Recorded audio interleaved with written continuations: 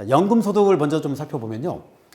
우리 연금소득은 아까 퇴직소득과 연계해가지고 약간 하이브리드 성격이거든요. 그러니까 연금은 뭐 전통적인 연금이 있고요. 퇴직소득에서 넘어온 연금입니다. 이 퇴직소득에 넘어온 연금은 사적연금, 퇴직연금이라고도 하죠. 자, 이런 부분 대표적인 케이스가요. 그래서 이걸 두 가지를 구분해 보면, 자, 공적연금이 있습니다. 우리 국민연금, 공무원연금, 그죠? 이런 것들이 이제 사학연금, 별정우체국연금 이런 것들이 이 공적연금입니다. 그리고 사적연금은요, 연금저축과 퇴직연금이 있죠. 그죠? 자, 일단 공적연금은 보니까 2002년 이후라고 되어 있네요. 그러면 2001년 12월까지는 어떻게 되느냐? 2001년 12월까지는 무조건 연금 자체는 비과세였어요. 비과세. 그래서 2001년 이전에는 신경 쓸 게 없습니다. 그러면 연금은 바뀐 게 아니고 계속 이어져 왔는데, 불입했는데, 그러면 연금관리공단에서 딱 안분해서 줍니다. 그래서 2001년 불입한 부분은 비과세, 2002년 이후에 불입한 부분은 과세로 딱 정리해 주죠. 그래서 연금소득 원천징수 영수 중에 보면요, 두 가지로 나눠서 양쪽에 구분기재된 것을 알 수가 있습니다. 자, 이번에 대해서는 매월 연금소득 간이세액표라는 게 있어요. 그거에 대해서 원천징수를 하고요. 그 다음에 익년 1월분 지급할 때 정산을 하도록 하고 있습니다. 공적연금이 한 곳만 있을 때는 연말정산은 그냥 끝내요. 그러니까 우리가 신경 쓸 거 없이 연금관리공단에서 아예 정산해서 가져옵니다. 근데 공적연금만 있고 수령차가 두 곳 이상인 경우에는 이제 종합해서 합산돼야 되겠죠. 자, 사적연금 같은 경우는요, 연금저축과 퇴직연금이 이제 대표적인 케이스입니다. 이 두 가지를 합해서 우리는 연금계좌라고 하죠. 연금계좌. 연금계좌라고 합니다. 그래서 연금 수령 시에는 3에서 5% 세율을 적용해서 징수하고요. 근데 이때 연간 1,500만 원 초과하는 부분에 대해서는 우리 그 종합소득 합산과세 하는 거고요. 만약에 사적연금에 대해서는 15%를 분리과세를 선택하는 게 들어왔다고 그랬죠. 선택하는 게 들어왔으니까 개정된 거에 의해서 만약에 이걸 선택하면 예외로 합산하지 않아도 된다는 것이 나와 있네요. 1,500만 원 이하는 종합소득에 합산하지 않고 원천징수로 종결할 수 있습니다. 선택적 분리과세니까 이것도 억지로 합산하면 합산할 수 있어요. 근데 분리과세로 편하면 그걸로 해라라는 선택권이 부여가 됐습니다. 사적연금은 아까 공적연금은 2001년과 2002년이 나눠져 있죠. 사적연금 같은 경우는요, 이게 2001년부터 연금저축입니다. 00년까지는 개인연금이에요. 개인연금저축입니다. 이 개인연금저축은 아예 비과세예요. 연금으로만 받아주면. 그러니까 개인연금저축할 때 꼭 5년 이상, 5번 이상 나눠서 받아야 됩니다. 아니면 과세가 돼버려요. 과세가 되면 굉장히 큽니다. 이자소득이거든요. 자, 연금소득의 범위 읽어보시고요. 연금소득은 공적연금 쭉 봤습니다. 뭐가 있는지 한번 체크해 보시고요. 공적연금은 무조건 종합과세니까 간이세액표에 의해서 원천징수한다. 대신에 단일세율일 경우는 아예 연말정산해서 줄 거다. 그죠? 사적연금은 요건에 따라 원천징수를 달리 적용하고 있습니다. 자, 연금소득의 원천징수의 구체적인 계속 보시면 공적연금 연말정산할 때 추가로 서류가 있으면 내라 이거죠. 없으면 자체로 그냥 정산할 거다 이런 얘기입니다. 공적연금 외의 연금, 즉 사적연금은 1항, 2항의 요건을 동시에 충족하는 경우는 낮은 세율을 적용합니다. 낮은 세율을. 자, 첫 번째, 연금소득의 나이가 70세 미만은 5%, 80세 미만은 4%, 80세 이상은 3%거든요. 543의 법칙에 의해서 원천징수가 진행이 됩니다. 근데 여기에서 보면 퇴직금 있죠. 이연 퇴직금. 퇴직연금 같은 경우는 70%죠. 그 10년 넘어가면 60%입니다. 이건 뭐냐면 일정 DC를 해주는 거예요. 30%에서 40%를 DC해 주는 게 여기에 내용이라고 보시면 되겠습니다.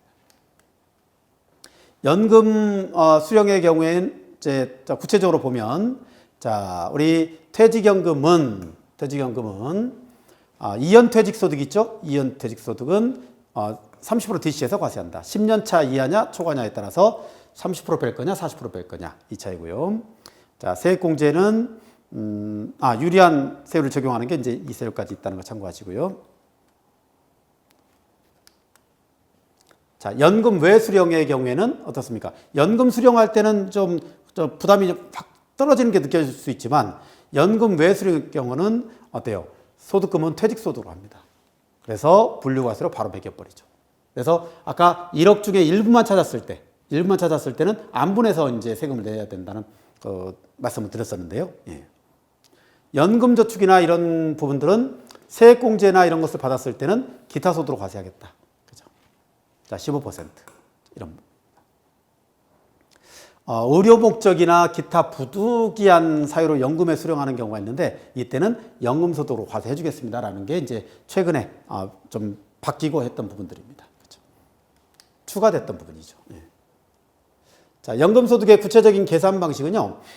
일단 항상 사적연금은 1,500기 중요한 방법이죠. 1,500을 초과하게 되면 선택을 할 수 있다는 거고요.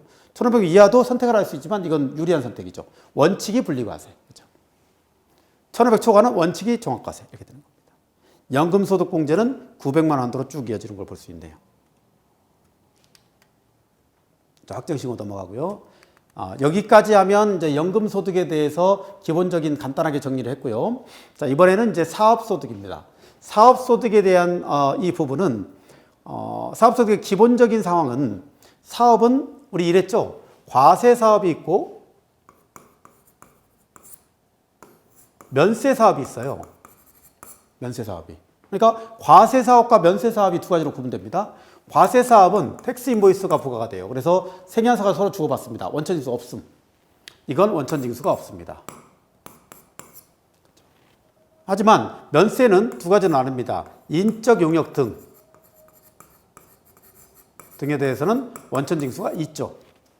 근데 그러지 않을 경우에는 인적 용역이죠. 그렇지 않을 경우에는 원천징수가 없다. 그 외에는. 그렇죠. 그래서 이 사업소득 같은 경우는 이 두 가지의 큰 형태를 가지고 있다는 걸 한번 생각을 하면서 접근하면 되겠습니다. 그래서 무조건 원천징수가 아니고요. 무조건 원천징수가 아니고 대상이 있다. 첫 번째, 의료보건 용역.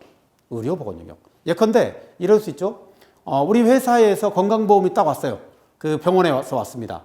와가지고 이제 건강보험해서 우리 회사에서 이제 돈을 줘야 돼. 그럴 때는 계산서 발행을 가져올 겁니다. 그렇더라도 원천징수라고 줘야 돼요. 생계사가 들어오면 원천징수가 면제가 되는데 계산서가 들어오면 원천징수 해야 됩니다. 3.3%. 자, 저술가, 작곡가, 직업상 제공하는 인적 용역이죠. 이런 부분 소득에 대해서는 3%의 지방소득세 0.3 감안해서 원천징수한다. 자, 여기 보시면 보험 모집은 방문 판매원, 음료 배달원에게 사업소득을 지급하는 원칙징수 의무자죠. 네. 자, 원천징수에 추가적으로 쭉 보면 이제 이런 결정하는 구조가 있으니까 참고하시고요.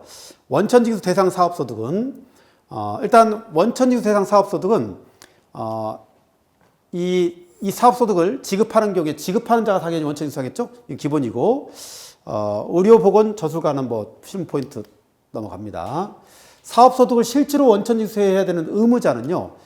여긴 정해져 있어요. 그러니까 보통 원천징수는 자라고 해가지고 사업자, 비사업자를 다 포괄하는 개념이었잖아요. 그런데 여기 사업소득 원천징수자는 여기에 제한된 사람만 원천징수할 수 있습니다. 자, 개인사업자, 사업자 유무에 관계가 없습니다. 법인 납세 의무자, 국가, 민법 설립된 법인으로 보는 단체까지 사업소득으로 원천징수할 수 있습니다.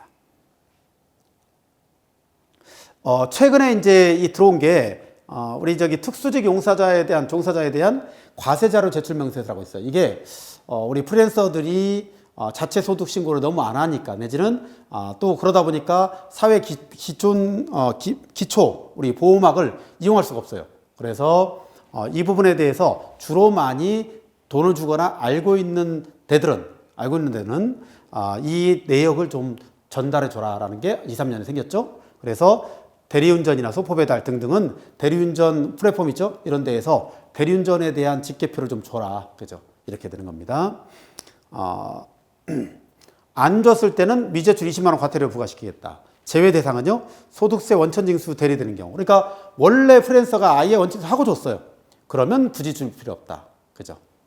근데 그걸 잘 모르니까 다 제출해라는 얘기입니다. 이 제출이 실제로 지금 어마어마하게 잘 운영되고 있습니다. 사업소득 원천징수는 일반적으로 3%고요. 다만 외국인 직업운동가 계약기간 3년 이하는 20%를 원천징수합니다. 이건 이제 국제법에 따라서 좀 논란 때문에 만들어진 규정이에요. 소액부징수가 1,000원 미만은 소액부징수입니다. 안 걷어요. 그냥 돈 다 줍니다. 그런데 원천징수 대상 계속 반복적인 사업소득은 소액부징수 규정을 적용하지 않는다. 이게 뭐냐면 이게 금년도에 바뀐 규정이에요. 그죠? 그래서 이 소규모로 쪼개기 수법으로 해가지고 원천징수를 배제하려고 하는, 소득세 신고를 안 하려고 하는 쪼개기 수법으로 해놓으니까 어때요? 소액부징수라 지급명에서 제출이 안 돼. 그래 버리면 어때요? 이 경우에는 과세관날인 과세관청에서도 확인이 안 되고 우리 내부에서도 확인이 안 되고 이런 과정이 있을 수가 있습니다. 납부는 다음 달 10일까지. 그렇죠? 자, 사업소득 연말정산이 있을 수 있다고 그랬죠? 원칙적으로는 사업소득은 스스로 정산입니다. 분리과세가 없어요. 그래서 무조건 종합과세, 무조건 사후 정산이 필요하다. 근데 연말정산이라는 것은 정산은 회사에서 대신해 줄게. 이런 얘기잖아요. 자, 이럴 때 연말정산 대상 사업소득은 사업소득을 지급하는 원칙징수 의무자가 징수합니다. 다만, 그죠? 그 대상자는 해당 과세기간에 신규 사업을 개시하거나 아니면 직전 과세기간 수익금액이 7,500만 원 미만이었을 때 7,500만 원 미만이었을 때 징수하도록 하고 있죠. 그렇죠? 자, 보험 모집인, 방문 판매원, 음료 배달원, 음료 배달 판매원 등에 대해서는 그렇습니다. 그러니까 사실은 근데 이게 실제로요. 우리 이연 대상만 되면요. 연말정산 해주는 게 세금상은 무조건 유리할 거로 저는 보여집니다. 왜냐하면 장부를 한다는 게 전부 다 약간 좀 엉터리 좀 부분이 있거든요. 그러니까 있는 장부의 금액을 반영하다 보면 접대비가 많고, 그죠? 부인되는 게 굉장히 많아서 세금이 많습니다. 그런데 이 연말정산을 해주면 소득률 자체가 굉장히 알뜰하게 좀 잘 돼 있기 때문에 이 연말정산은 무조건 받는 게 좋다. 그죠? 물론 7,500만 원 이상이 돼버리면 안 됩니다. 이제 직전 과세기간 연말정산한 걸 쭉 보고 있어요. 수입 시기도 넘어갑니다. 사업소득 계산하는 것도 한번 쭉 보시기 바랍니다. 여기까지 해서 우리 그 연금소득과 사업소득에 대한 원천징수에 대해서 공부를 했습니다. 고생하셨습니다.